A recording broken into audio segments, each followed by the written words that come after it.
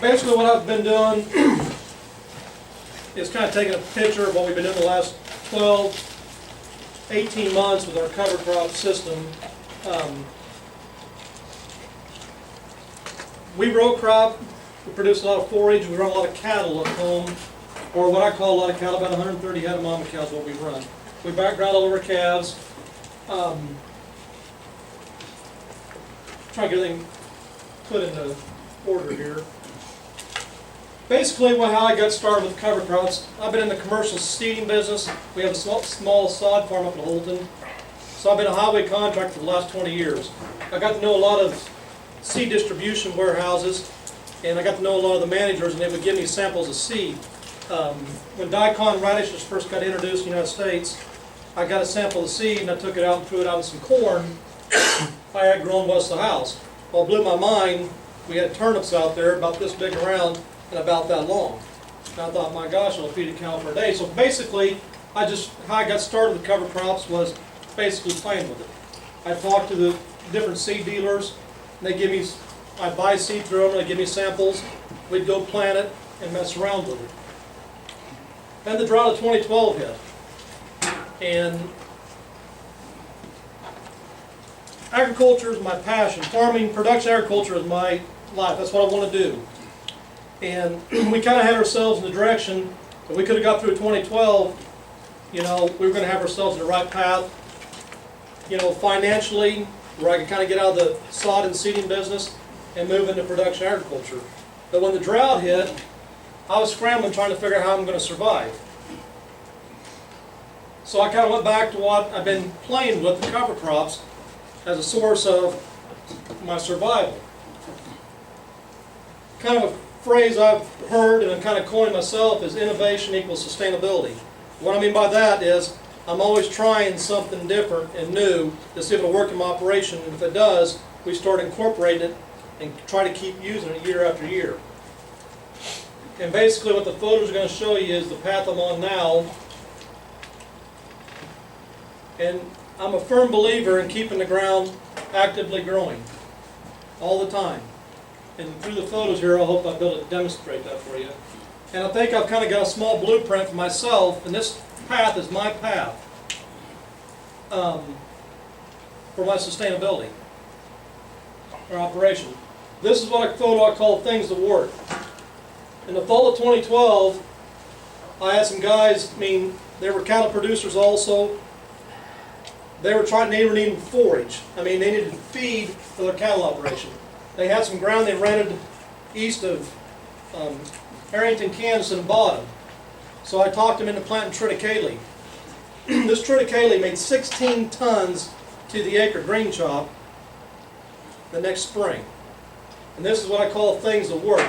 You know, you got tired of paying $180 a ton for hay. You know, grow 16 ton to the acre triticale and put it in a bag or a pit. That kind of cures that. This is some rye we harvested this spring, I did personally. It made 6.5 tons to the acre. And I'll show you the photo here. That's aerial application. Let me go back to this photo here. Do you have the rest of the photos with this? They may be down there a little way. Which one were you looking for? Where we planted it last year. I think they're down the ways. Yeah, they're down the ways, yeah. We've got some better photos that's going to show this. But this is what this field looked like this spring, about early May, about May 5th. I was chopping that. But right now, this is what the soybean plant is here. This is what the soybeans look like currently in that field. Is after we got it chopped, we applied some more feedlot manure on that 20 acres, and we're right behind the spreader with a no-till drill planting soybeans. We've used aerial application before in standing corn. You know, mixed results.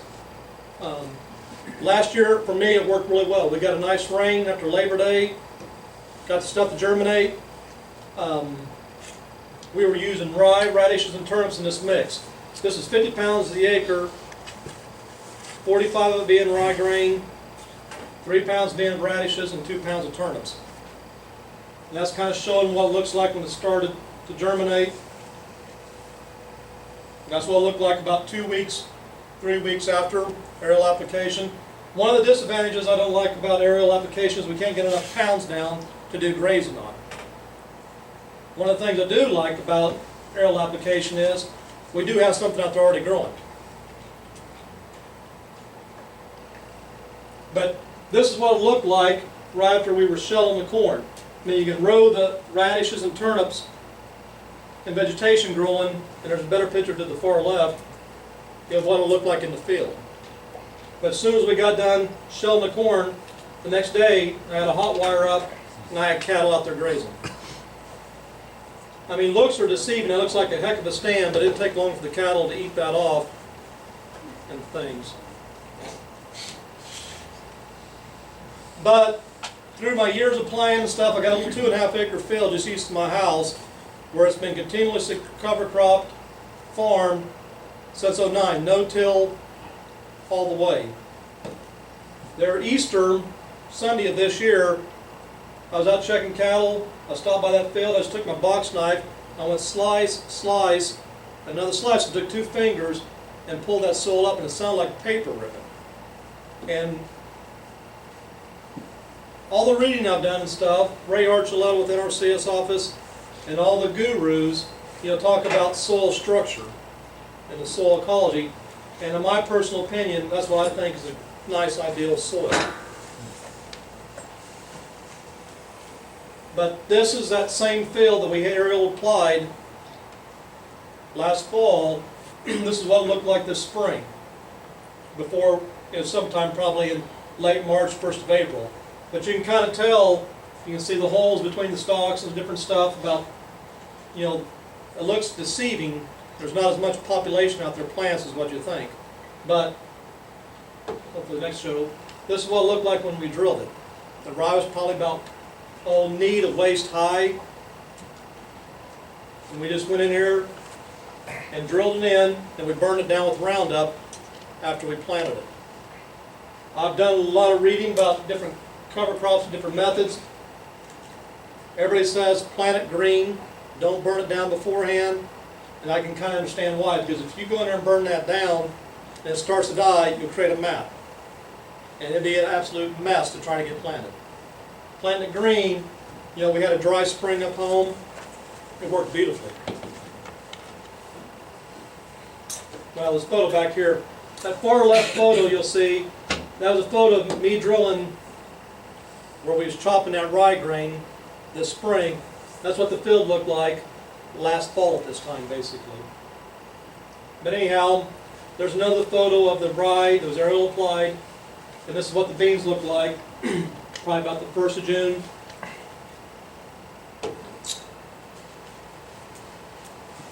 Okay, this is the field where I cut the 6.5 tons worth of silage off of. This is the beans. We no-tilled in right behind the chopper, basically. And like I said, this is what one of the plants looks like that I just went out there and pulled before I come down the meeting here. This is what I call cover crop going wild. This is my 2.5 acre field. That rye that we chopped, this field here is probably about 50 yards away from that. I figured it'd make 6.5 tons the acre of silage also. We left it standing. I wanted to see how far I could push it. So we planted right into it. And as, like I said, it's made 6.5 tons the acre standing rye. But this is what the corn looked like coming up through that mulch. Things I didn't like about it was, it seemed like ground stayed colder longer. It seemed like the plants just didn't want to thrive and take off. I mean, I was really starting to wonder what I was doing. I mean, the heavy residue, I mean, it's just incredible how much residue is out there. But the slow emergence, the slow start, and we had insect issues. We had wire worms. Corn was treated with poncho, but I should have came back and I should have post-sprayed because we got into wire worm problems and they created some havoc in that field. The erosion control. And I hope I can, that field there, I don't think I have a photo of it. We had 1.5 inches of rain sometime in June. And there's another terrace about 50 yards away from this one here. So in the water, we had enough rain, we was getting some runoff. I went to the bottom of this terrace channel here, and there was absolutely no water running out of this terrace. And I went down 50 yards to the other terrace, the water was clean, but we had water running out. So I was telling me, we held all that 1.5 inches of rain on this field, where the other field we were running some of it off. And the mechanical protection from rain. I mean, we didn't have any deluge rains like we normally get in the spring, or in June, where it comes down, 3 inches in half an hour. But, from all the meetings I've attended and listened to lecturers speak, I can see why you can break the droplet size down, slow the water down, where this would work really well. But this is what the corn looked like. Probably I'd say this was probably about the second week of June. I mean, it's finally starting to get into some nitrogen, start to take off and grow. This is a better picture of it will look like a little later in the June. And this is what the corn looks like. This photo was taken here today. We're getting ready to chop this corn. The adjuster came out. That corn appraised at 151.4 bushel to the acre. But before I leave this photo, that other field of corn I had 50 yards away from this one here appraised at 190 bushel to the acre. It was planted in the Austrian winter peas. We planted the peas last fall. We took a lot of winter kill on those peas because of the hard winter. But I went back in the spring and I replanted some more peas into it. The peas actually vined up some of the corn plants after we sprayed it.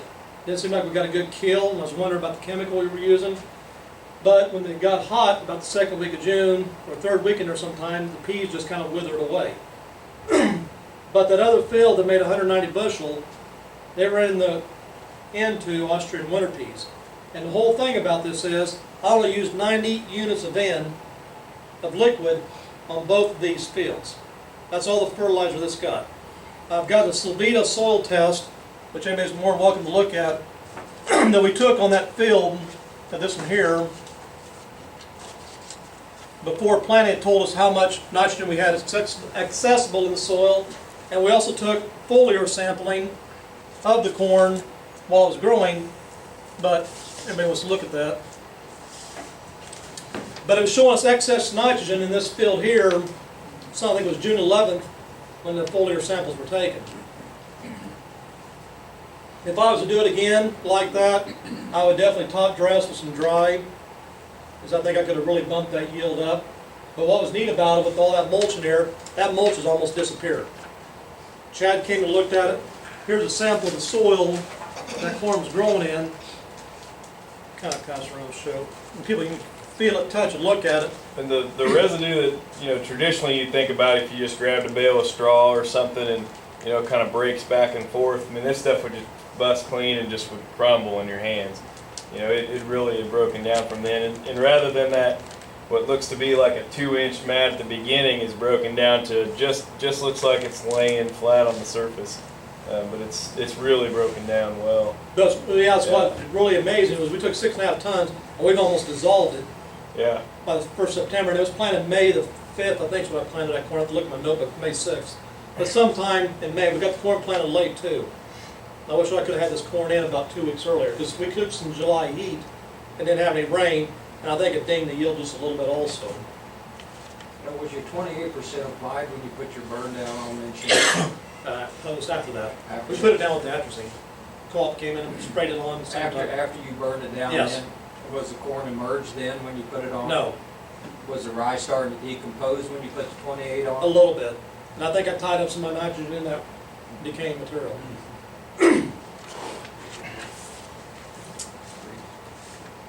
But this field here, what this photo here is, this is the 20 acres. This is my blueprint. This was in corn last year at this time. We chopped it off. We cleaned out the feedlot. We were applying the manure back into the fields. But that photo, and I'm going to have to go back to it here, see this. I mean, this was Labor Day weekend last year. I was planting rye grain, radishes, and turnips. And this is what it looked like. We were pretty dry last fall, and we were hot last Labor Day weekend. We were up and around the 100-degree temperatures. There wasn't a whole lot of moisture in the soil, but it was amazing to me about how well this stuff started to germinate. This is what it looked like about late October, 1st of November. And I've been to a lot of meetings and I hear people talk, you know, you can't plant radishes and turnips, you know, if you don't have them planted by the 1st of August, forget about it. Well, these were planted after Labor Day, and that radish is being held in my hand here in the turnip. But we have a lot of good leaf structure on top, which we want to graze it, but the cattle also eat turnips and the radishes too, but we had something growing in the soil. I mean, the taproot on this radish probably went extend another 3 or 4 more inches past my hand. So it's amazing to me how well that grew. But as soon as we got, you know, cattle that could come out and graze this 20 acres, we kind of rotationally grazed it. We put them in, gave them 4-acre paddocks, 5-acre paddocks at a time. We just kind of gave them so much of the field at a time, and we made them eat it slick. And the photo in the bottom left there shows what the field looked like before the cattle got rotated. Now it's 45 cows, fall calvers, that we put on this for 30 days. So on 20 acres, we've got 30 days of grazing out of 45 head. And then this is a photo of what we did this spring. We came in, we chopped 6.5 tons worth of silage off of this field. Reapplied feedlot manure. There's the bean crop. Well, there it is. This is what the bean crop looked like. This is today's picture.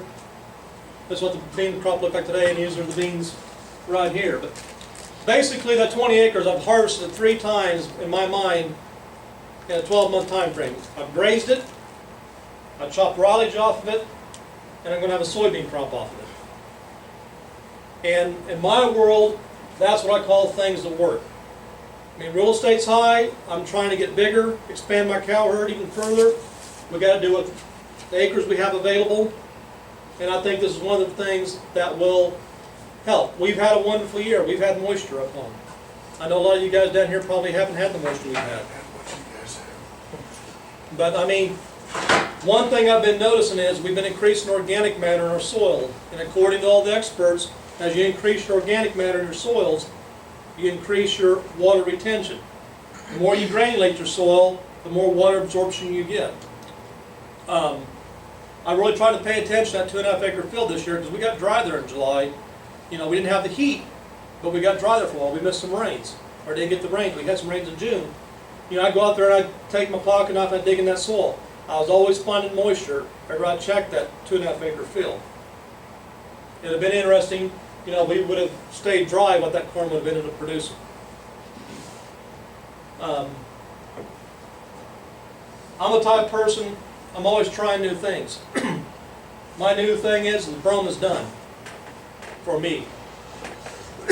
What I mean by that is, right now, fertilizer's $440 a ton for nitrogen at home. You know, brome is still making the same amount of tonnage as it has been since I was this tall. It hasn't increased in tonnage. I need tonnage, I need to feed cattle. So I've been trying to find ways I can increase pounds of feed. One thing we did last year, I went ahead and chopped 5 acres of brome and fescue. We put it in a bag. We went right behind the chopper and planted sorghum sudan with Laredo hay beans. Made phenomenal feed. Sorghum sudan got about shoulder high about last year this time. The Laredo hay beans got about knee high. Made great feed. This year here, you know, we did the same thing. We did 40 acres of it instead. We bagged 40 acres of brome. We went right in behind it. We planted the sorghum sudan. Instead of Laredo hay beans, I planted cowpeas. Got a beautiful stand. The problem was we put 50 units of N down after we did this. It stayed cool for us this summer, and we had moisture. The brome never went dormant. So the brome tried to compete with this. I mean, I've got some tonnage of feed out there, but not what I was wanting. I was wanting that sorghum sudan to be shoulder high, and the cowpeas, the cowpeas to get up there, because it ensiles beautifully, makes tremendous feed. But, you know, instead, the sorghum sudan is maybe about 4 foot tall. The cowpeas are really taking off here during this heat. They're probably about 8 to 10 inches tall right now. But you know, I've read a book called Start, and basically that's kind of what I'm doing. You know, you got to find something, and you got to, you know, push yourself to it, but you can't be worried about failures. I mean, you got to figure out, you know, what worked, what didn't work, what do I need to tweak, what can I tweak. You know, I'm one of those people. I just keep pushing and pushing and pushing. You know, so I'm always trying different things. But this is something we tried. Like I said, I've got mixed results. There's not a whole lot else, I guess. Really, I probably went too fast speaking about stuff. But if there's any questions or If you go to the next slide, Shane, we kind of put together some of the probably common questions people would have. on the drill, we were running 85 pounds of cereal rye grain. We would blend the rye, the radish, and the turnips together. I ran it all through the big box. I do have a small grain box on my drill. It didn't seem like it made a difference. You know, rather we mix in the big box and put the radish and turnips in the small box, or what. So we just, it made life easier to mix it and put it in the big box and go with it.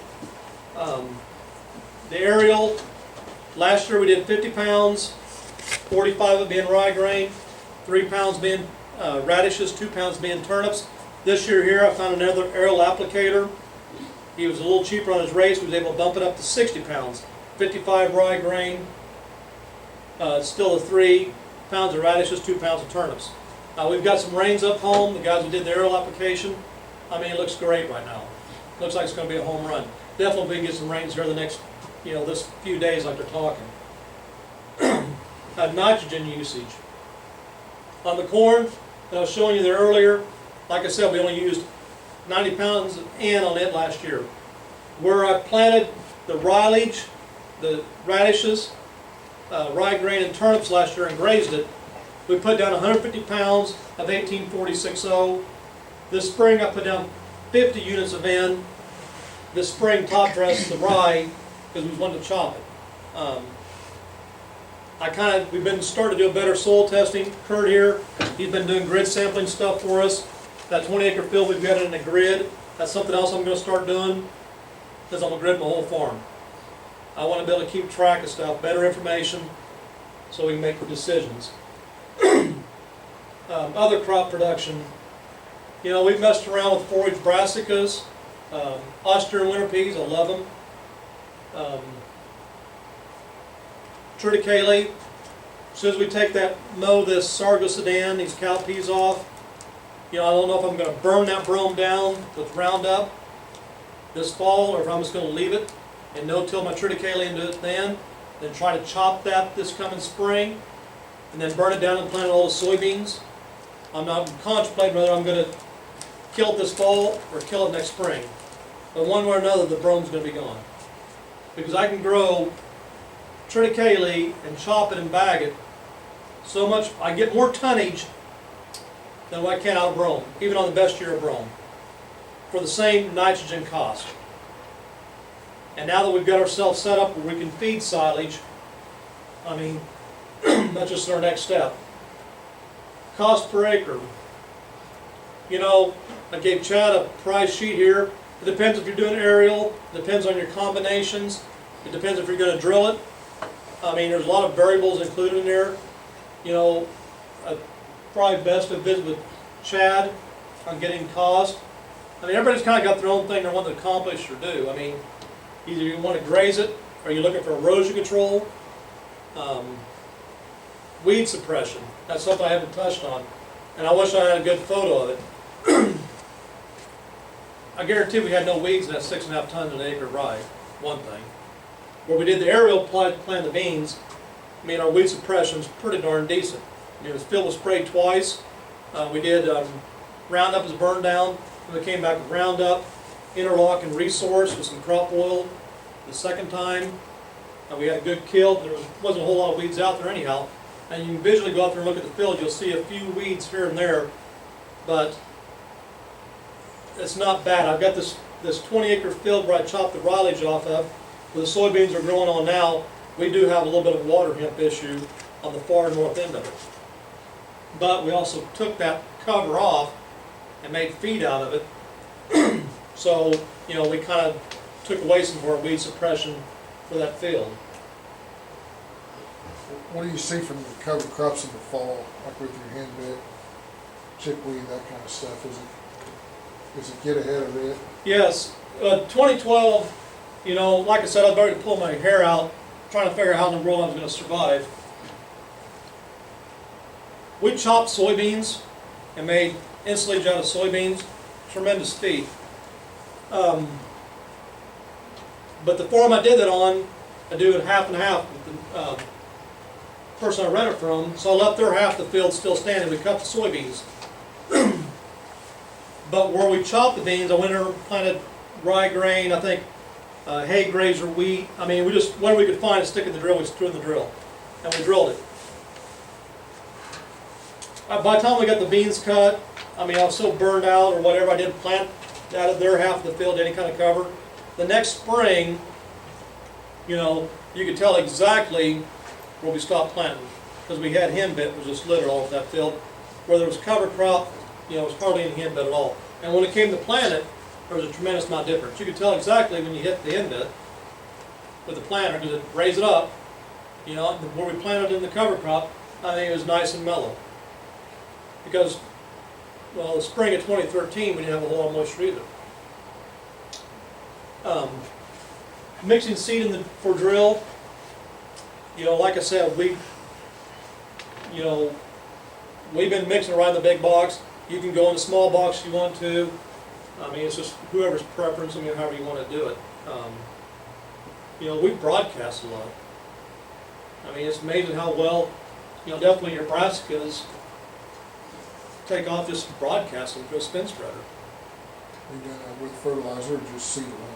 A seed alone. You can blend it, you get your fertilizer dealer to blend it for you, but a lot of fertilizer plants don't like to do that.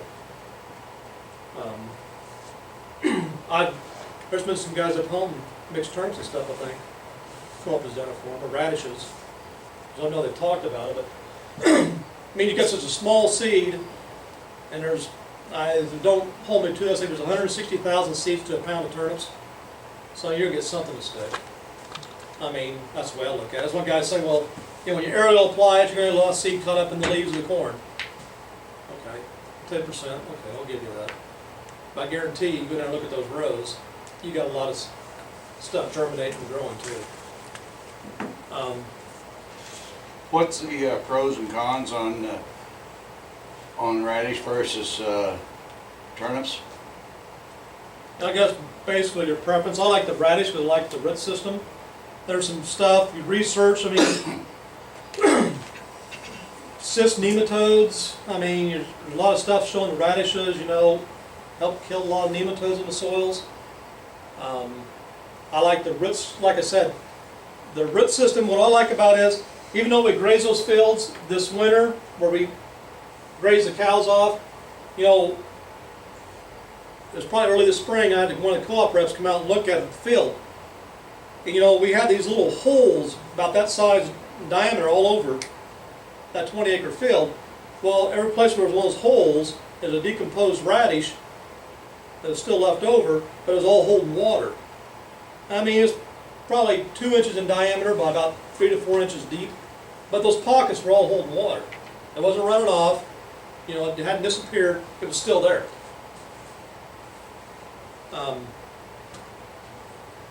Cattle eating the same. I mean, you got to wait till after a frost. You'll tell when the cattle are eating them, because you can't stand to be around them. Trust me on that one. I've read, Shane, I mean, there's different kinds of rye. There's a cereal rye, There's cereal rye. annual rye. Cereal- And I mean, which one do you recommend? The cereal rye? The then? cereal rye is what I recommend. The annual rye is a grass. It'll get clumpy, it puts on a lot of stem, a lot of leaf structure. It's a pain to kill. We use annual ryegrass on a lot of temporary erosion control for highway jobs, city mixes. I have never used annual rye in a cropping system because it gets clumpy. I mean, it's difficult to kill. Versus the cereal rye, you'll be amazed if you run that drill through there or the planter through there, you'll kill about 80–90% of those plants just rolling over top of it. And I mean, in the time you run over with the Roundup, I mean, at least the Roundup still works on it and stuff. How much is what's the percolation rate and the annual rainfall you're working with? Well, the percolation rate of our soils, I went to Texas A&M and I got on the website and I kind of researched it. I figure we're supposed to be, for our Pawnee clay type soils we've got up home, is about 0.8 of an inch an hour. Going off, I think it was Texas A&M, they had something on the website, and I sat there and messed with it one night, trying to figure out how much water we can absorb in an hour. And I came up about 0.8. So I'd say about an inch or so at our best. But they say as you increase your organic matter in your soil, you know, you can, I forget, I wish I had the notes here with me, but you know, you can almost, for every percent, I think this is correct, you might check it, you increase your organic matter, you increase 1 inch of water holding capacity in your soil. And like that soil test going around here, I think it's showing our organic matter on the field I've been doing since '09 is only like a 3.8. And I think they said before the prairies were all broke apart, we were close to 7% organic matter in this part of the world. So, I mean, I've got a long ways to go to get to where it originally was. But when it goes back to soil health, what I am seeing, and this is my own personal observations, is the more root structures I get in the soil, it seems like we're getting better utilization of our fertilizers. I can't say the chemicals, but for sure I think I'm getting better utilization of my nitrogen and phosphorus, just from the plant health. And I think it shows that on that one foliar test.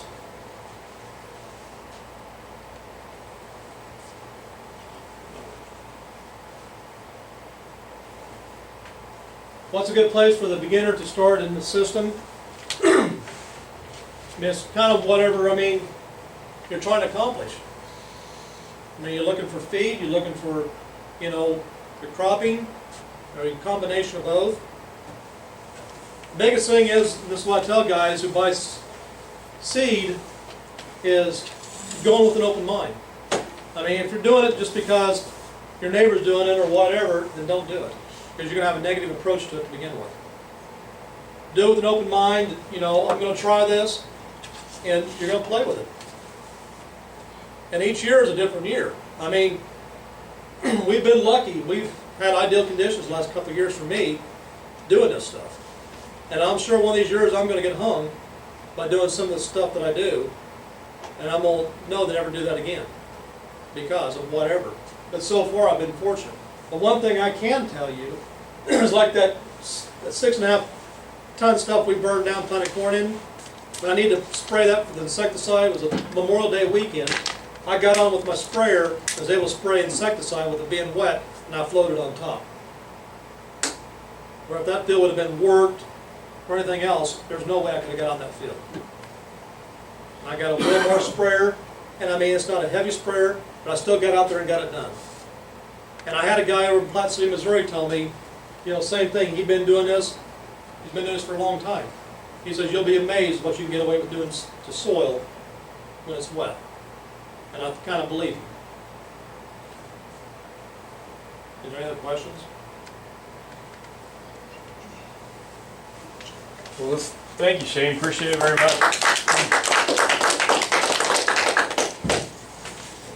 Turn on the lights for you guys here. Like Shane was talking, I do have some pricing information for guys who are interested in just kind of entertaining the idea. But before we get to that, I just wanted to have Sarah, if you want to come up and say a few words. This is Sarah. This is our NRCS representative for our county.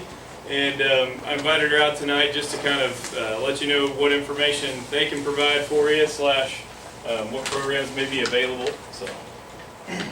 Hi, how y'all doing? I just wanted to, did a great job. Thank you. Yeah, good job with that one. And I'm with you to start small. You know, if you have a problem area where you want some weed suppression, you know, start with that first to see what you can first do with cover crops. You know, don't try to bite off too much with cover crops. But with the federal programs, there is a EQIP program, and last year's cost share for planting cover crops was $73 an acre. So that helps a little bit, and that's planting a a mixed species of more than 3 species.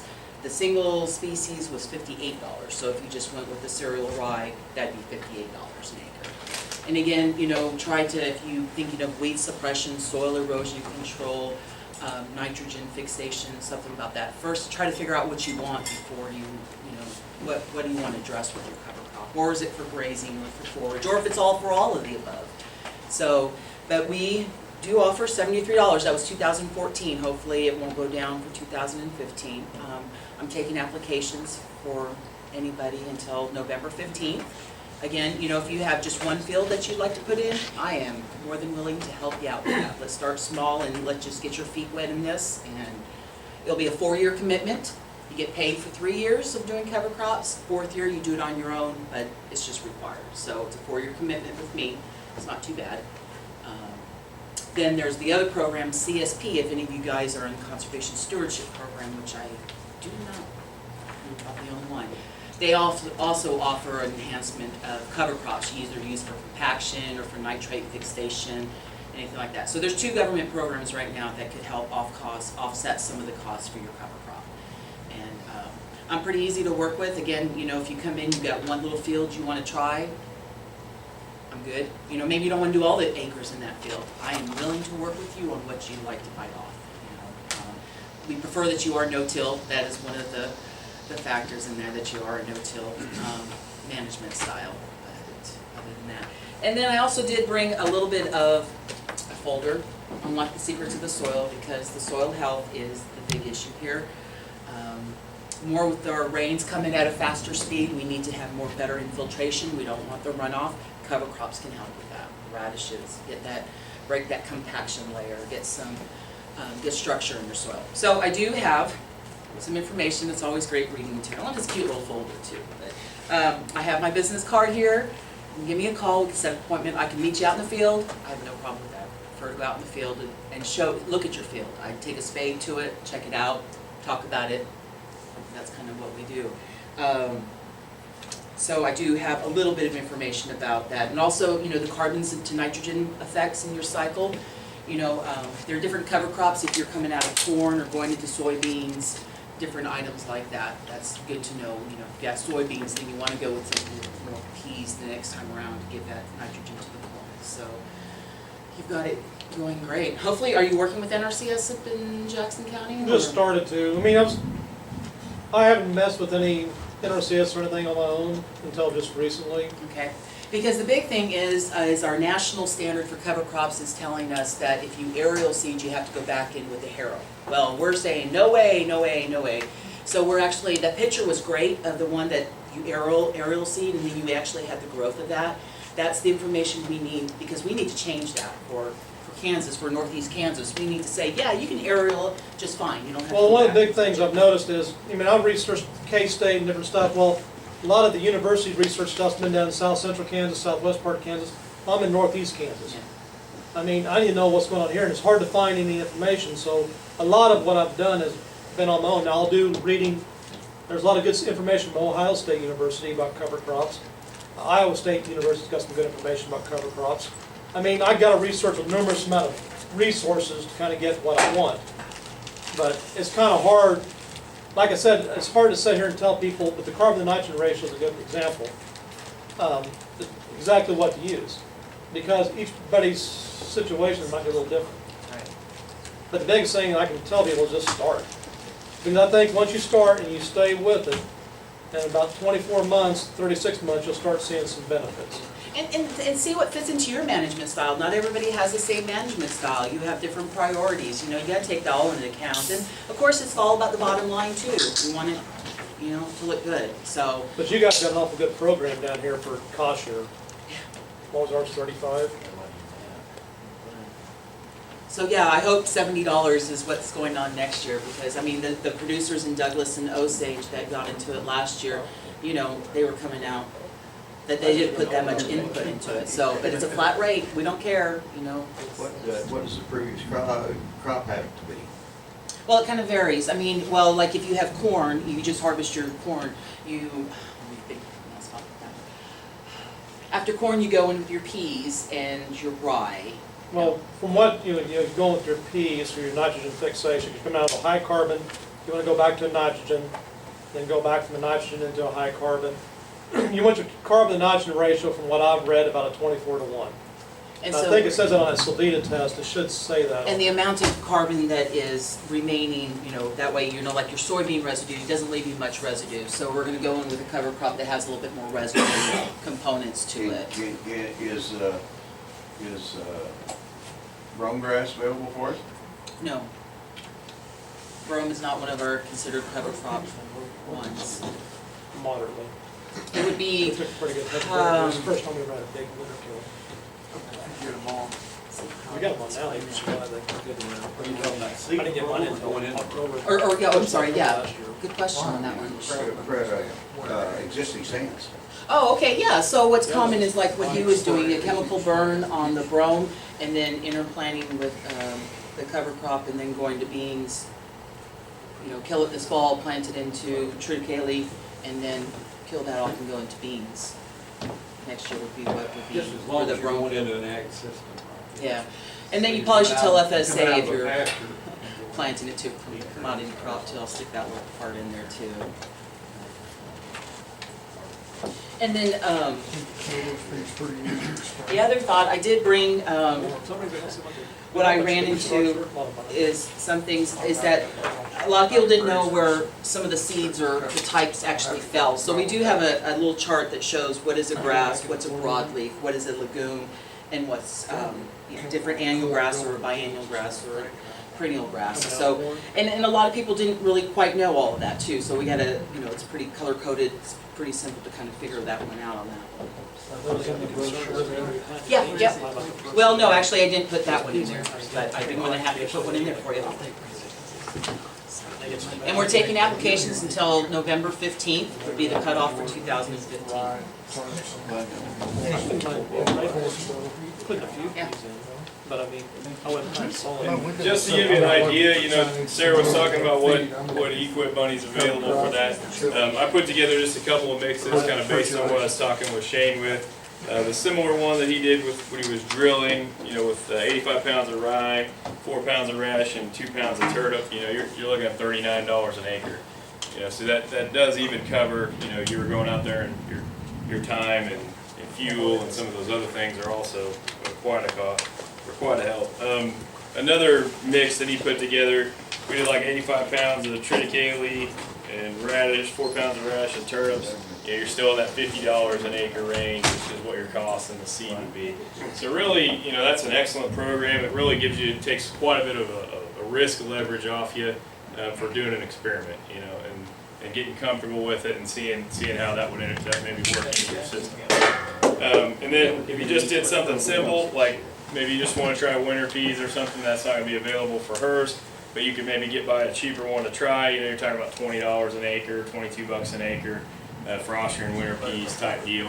It would be a single crop. It wouldn't be available for any kind of equip deal, but what I'm saying is you can get out there and try these things, get out there and do them, and they're not a tremendous cost to you per acre, when you get down and do the numbers. So with that, I'll hand these out, and these are just some mixes. So if you're curious about those sorts of things, and again, I want to thank our speakers, Shane and Sarah, for coming out today. So thank you. And we'll